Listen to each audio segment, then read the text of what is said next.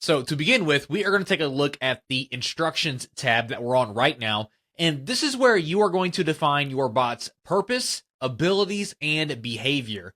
And it's always best to start off with some sort of template, and you can always change it in the future. However, our templates will help you to structure your AI's instructions to optimize for best results.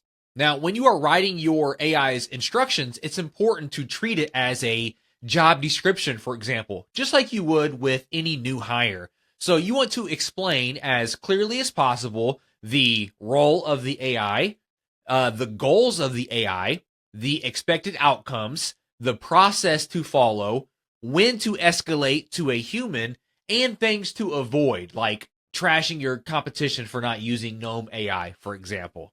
Also, here are some tips and tricks that I recommend you follow. For one, do not speak to it in third person. For example, you don't want to say, the AI chatbot will, rather you would want to say, you will, okay? You want to test your chatbot by asking it what its goals are and how it will achieve it. You want to use the stars button at the top here to ask noem-ai to help you find vulnerabilities or ambiguities in your instructions. You can use the diagram button in the toolbar to have your AI come up with a diagram explaining its process as a visual representation. And use strict more to stay on topic.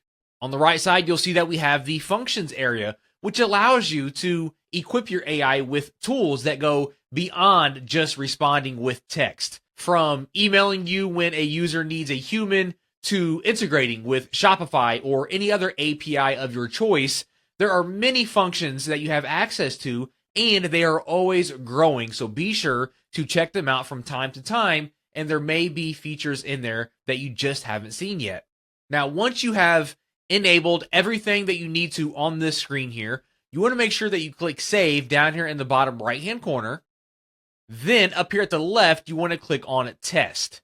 And this will allow you to give your AI a quick check that it is adhering to your instructions.